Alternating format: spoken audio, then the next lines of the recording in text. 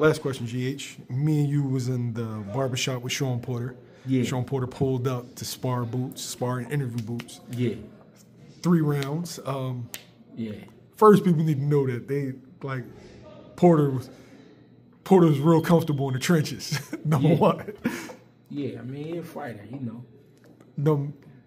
No, I feel like people kind of view Porter as maybe because he's on TV now, more, clean cut corporate. Yeah. But yeah.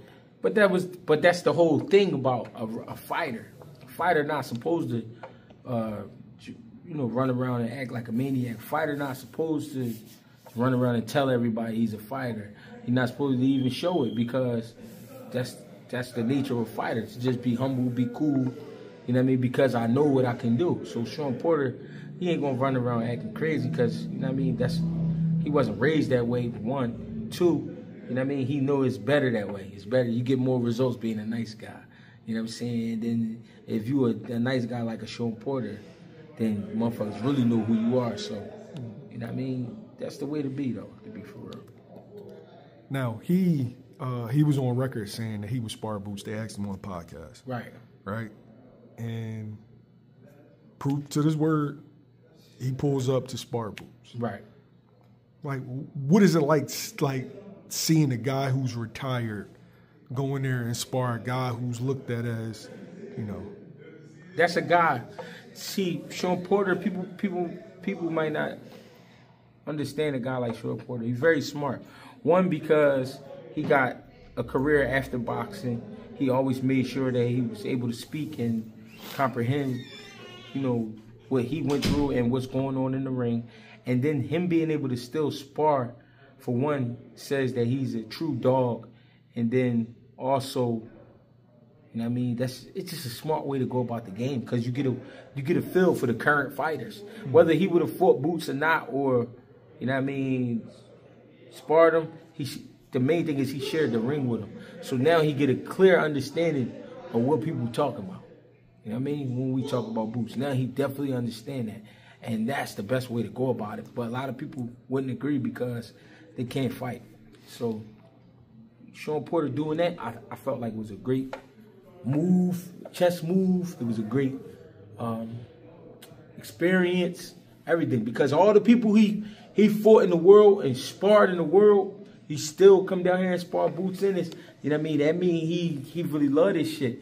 And guys like that, those the guys you really, you know what I mean, you really want to listen to because he understands what's going on in the game. Yo, so I was watching the interview, and then you read the comments, and people were kind of taking jabs at Shawn, saying, "Oh, well, you said he was overrated, and now you're saying that he's this, he's that." Yeah. Yo, the reality is, I ain't gonna say it's different when you get in there with somebody, but he gave his perspective. But the more you learn, the better your analysis of a person. And yeah. I don't know why motherfuckers act like people can't change their mind or change their perspective. Because one thing is, again, that's the only way some people can attack you is by saying something about you. They will never get in your face and talk crazy. Another thing is, though, Shawn Porter did say those things, but when he said them, I believe it was a few years back. Yeah. I mean, it wasn't like he said the shit last month. He said the shit a few years back. Guess what? That was his opinion a few years back. He's watched him grow as a fighter, but let me go see. And then when you go see, you like, man, ain't nothing nobody could tell me because I've been in there with the world and there's some shit right here. So you got to understand, it's just some things you got to do. A lot of people say a lot of men say they wouldn't deal with a fat woman until they do. And then you find out other things. Yo, but the most educated perspective that you can have in boxing with analyzing a fighter is actually getting there with that fighter. It's the best way to do it. Like, dudes can talk about, oh, yeah, he's a power puncher. Oh, yeah, he don't got speed. He don't got none of this and none of that. You ain't never been hit by him. Yeah. That angle, that face-to-face angle, a lot of people don't understand that. But they'll tell you from outside, I saw them do this, and that motherfucker, he can't hit nothing. Bro, get in there. And even if afterwards he said that he still feels like Boots is overrated, and I disagree with him, he has a more educated opinion than I have, even though I've seen Boots spar or fight. Yeah. You've been in there. But Shawn Porter been in there with so many fighters.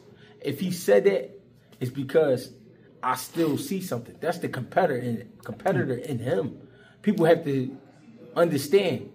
Yeah, he knows how to separate the analyst and the fighter, but he don't, because that's part of his analytics, getting in there with you. And if he say that, if he still say, I still think he's a little overrated, or I still think, that's because everything he's seen. If you've been in some of the craziest shootouts with some of the craziest shooters of all time, it's like, you know what I'm saying? Come on, we was just talking about it. Let's be real. We was just talking about it. Name a guy that fought Usyk, Daniel Jacobs, and Earl Spence. Can't name a guy. Terrence Crawford. And Terrence Crawford. You can't name a guy like that. And Shawn and Danny Garcia.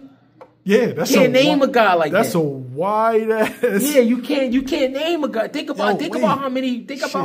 Kell Brook. Yeah. Think about it. Your Dennis Ugas. Think about it. It's just like, my God.